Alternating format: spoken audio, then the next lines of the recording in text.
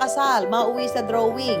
Imbes na here comes the bride, maging here comes the trouble. So, a week before our wedding date, na-cancel. So ngayon, na-move ng 1 year yung wedding namin. Na-stress ako sa pagpa-prepare kami, no? Tapos biglang a week before, hindi namin alam yung term na lockdown. First time ko. First time, hindi ko alam kung ano mangyayari. So, full of uncertainty. Handa na ang lahat at maglalakad na lang sana sa altar ang bride-to-be noon na si Kate. 209 ang nadagdag sa mga kaso ng COVID-19 sa Pilipinas.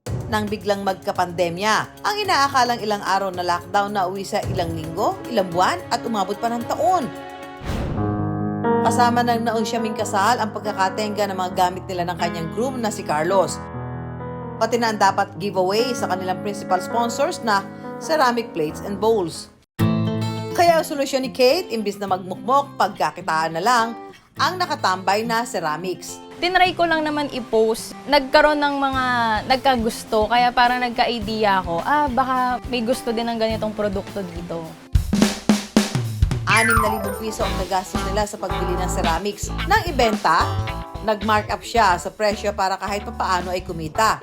Buenas naman ang hatid ng kanyang buena mano, pinakyaw agad ang 10 set ng ceramic plates and bowls. Nung unang pagkabenta ko nun, umabot siguro around 10,000 or 11,000 pesos. So parang halos na doble yung ginastos namin doon.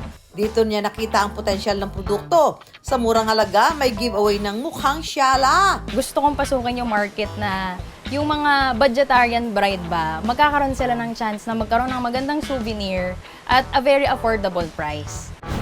Kaya tinarget niya ang mga tulad nila noon na ikakasal pa lang. Sino mag-aakalang ang ceramic sets na ito, murayta lang pala. 200 pesos ang pinakamurang ceramic set ni Kate, habang ang pinakamahal naman umaabot ng 1,500 pesos. Unti-unting napaikot ni Kate ang puhunan hanggang nakaipon sila ng pandagdag para sa kanilang dream wedding. At noong April 2022, finally, natuloy na ang pangarap na kasal ni Kate at Carlos. Thank you for fighting with me and overcoming the trials that we had. Ang sinumpaang for better or for worse at for richer or for poorer, maaga sinubok dahil sa kanilang pinasok na negosyo. Ang naging struggle talaga namin, pag dumadating sa mga clients na may basag, ganyan, so syempre, kailangan namin palitan, no? And also, i-cover namin yung shipping fee.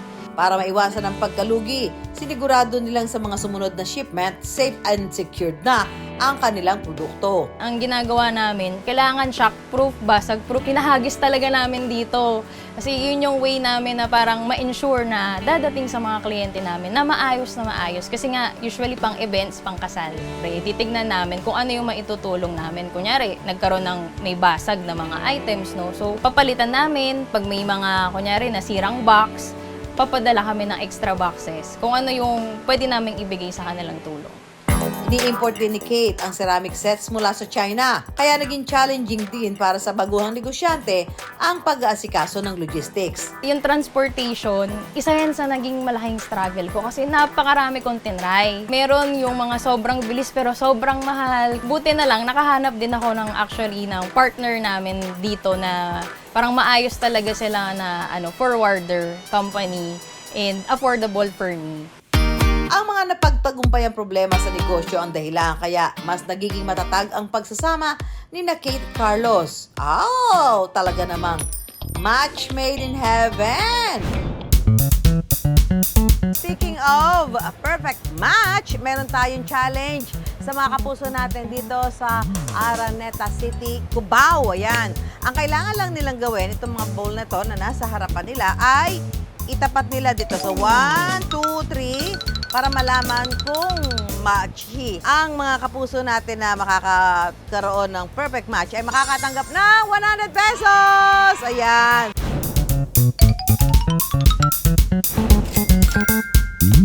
Kahit isang pair lang ang tama ang match, meron ka ng 100 pesos. Okay, ready? Sige, go. Kahit alin dyan, saan may lagay? Wala ma'am, nanghula lang ako. Anong hula ka lang? O so, tingnan natin kung tama ang hula. Ang galing naman. So, dahil dyan, meron kang 100 pesos. panglagay ng ramen. Okay. Ready ka na, ate? Okay, go. Tara! Okay, parang hindi tama, ate. Bibigyan kita ng uli pang pagkakataon. Okay? Okay ka na dyan? Pakita mo yung bowl. Ay! Bakit? Para meron kang turn. Ay, ate! Tama! Ang galing! Ang galing naman ni ate. Tama! Meron kang 100 pesos! Ayan! Tapat dyan. Kung... Okay, bibigyan kita ng another chance. Here. Dito na, number 3. Bakit dyan? Kasi wala sa number 2 number 3. Ay ba, hindi number 1? So yan, tama ka. Machi-machi ka. Oh, meron ka 100 pesos. Pwede natin. Dalila. Okay, game. Tara! Nay, isang chance pa. Para baka sakaling makatama tayo. Nay, tama. Yan! Meron ka 100 pesos, Nay. Bakit iyang kulay na yan? Favorite color mo ang? Pink. Bibigyan pa kita ng isang chance. Pero ano, final na yan? Ayaw mo nang baguhin? Final answer na? Isa pa. O, tala na. Tatatlo naman kasi yun eh, di ba? Eh di syempre, tama yung kulay na nakuha mo. Yan, dahil dyan meron ka 100 pesos! Tulad ng mga kumasa sa ating game, may mga araw na swerte at nakakahit ng kota. Pero may mga araw ding sablay ang benta at mapapa better luck next time na lang ang drama. Gayon pa man, tinyaga Kate ang pagbebenta. Kaya ngayon, unti-unti na itong nagbunga. Buwan-buwan po, around 6 digits po yung kinikita namin. Nakakapag-ipon na rin sila ng pambili ng sariling bahay. At ang sobra, inilalaan nila para sa mga bakasyon sa loob at labas ng bansa. Deserve! Ang advice ko sa mga magsisimula ng negosyo, no, kailangan maging matyaga tayo and huwag tayong tumigil. Kung meron tayong passion para magnegosyo, hindi sana natin gawing hadlang yung mga hindi natin alam. Lalo na sa panahon natin ngayon, lahat nasa internet. Talagang magtsatsaga ka lang at hahanapin mo yung tamang produkto at tamang market para sa'yo. Pag may mga nagsarang pinto, tiyak na may mga panibagong magbubukas. Ang isang beses na hindi pagsang-ayon ng panahon, maaaring magbigay daan ng panibago at mas magandang oportunidad at pagkakataon.